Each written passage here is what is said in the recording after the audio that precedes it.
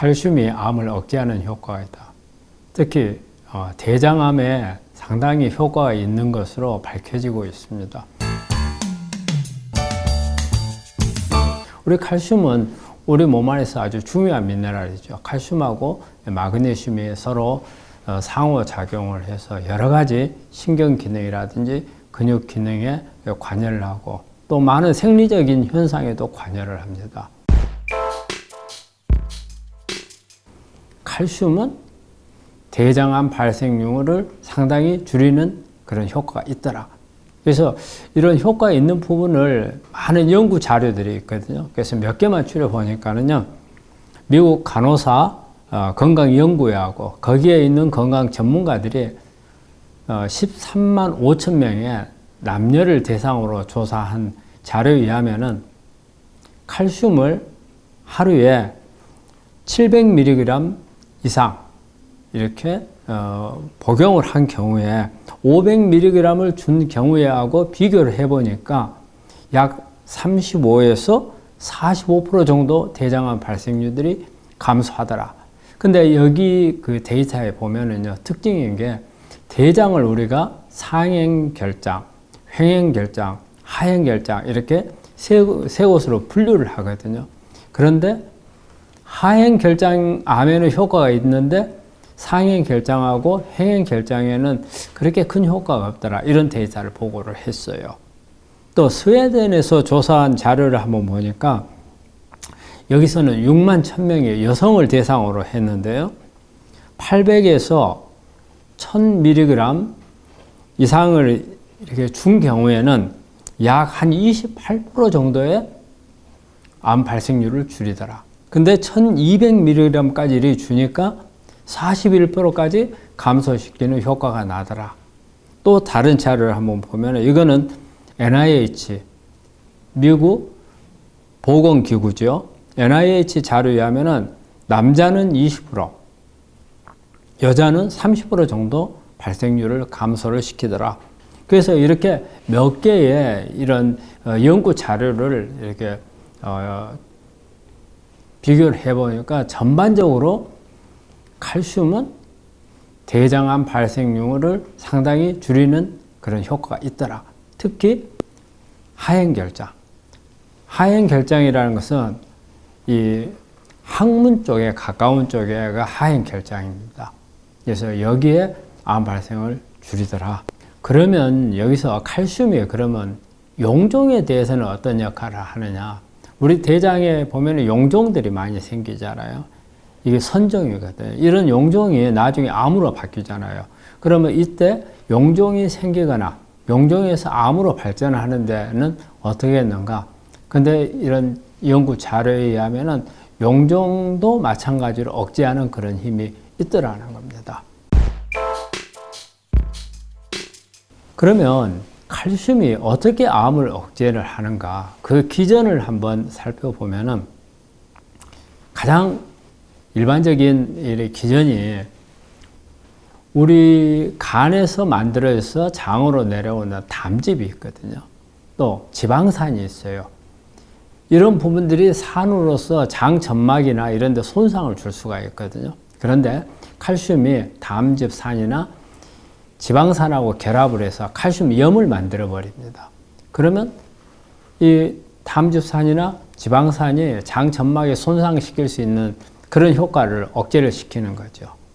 그래서 장 점막의 손상을 받지 않도록 만들어 줌으로써 암으로 가는 기전을 억제를 하고 또 점막세포가 손상을 받은 점막세포를 재생시키는 효과가 있다는 거죠.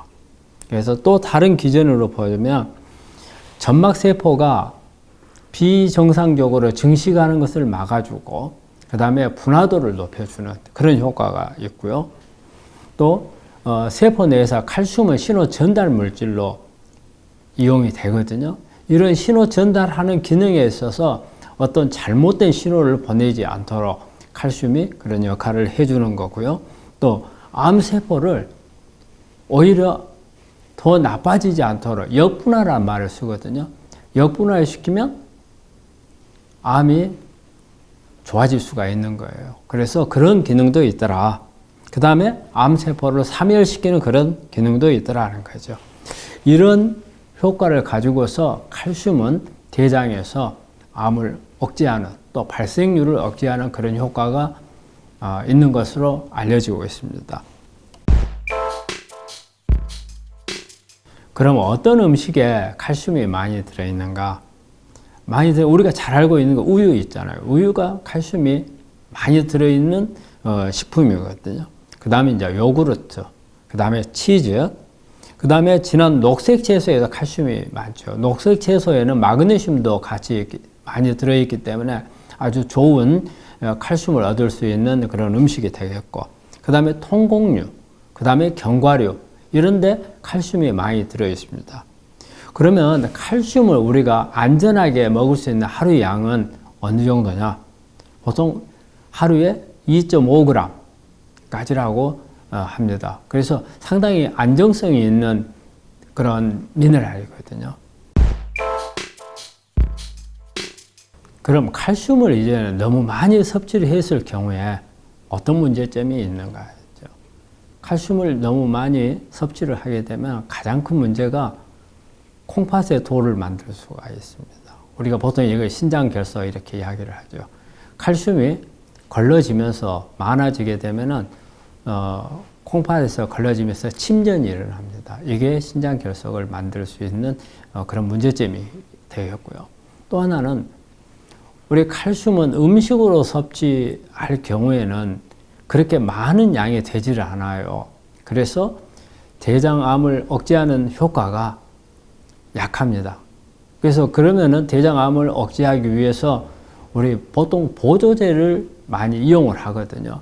이런 칼슘이 들어있는 보조제를 이용할 때 문제점은 위장장애가 상당히 있습니다. 그래서 속이 쓰릴 수 있거든요. 그런 부분이 문제가 될 수 있고요. 또 하나는 우리가 칼슘을 대장암을 억제하고 예방하기 위해서 많이 먹는데 여기서는 도움이 되는데 오히려 도움이 되지 않고 위험도를 높일 수 있는 그런 암이 있어요. 그게 바로 이제 전립선 암이 이제 그런 암에 해당을 하는데 전립선 암의 경우에 여러 논문에서 칼슘이 암을 발생률을 높인다라고 되어 있거든요. 그렇지만 아직까지 정확한 정설은 아닙니다. 그런데 이런 부분들이 나온다는 것은 우리가 칼슘을 먹는 이 사람들 입장에서는 전립선 암이 위험도가 있거나 또 가족력이 있거나 어떤 일으킬 수 있는 요인들이 있다면은 이런 분들은 칼슘을 피하는 게 좋을 것 같습니다. 그래서 칼슘을 복용하는 부분에 있어서 대장암 억제 효과는 잠깐 앞에서 설명했는데 음식만 가지고는 부족하기 때문에 가능하면 보조제를 같이 섭취하라고 되어 있습니다. 단지 위장장애가 일어난 부분이 있기 때문에 그런 부분이 없는 분들이라면 같이 복용을 하시는 것을 권합니다.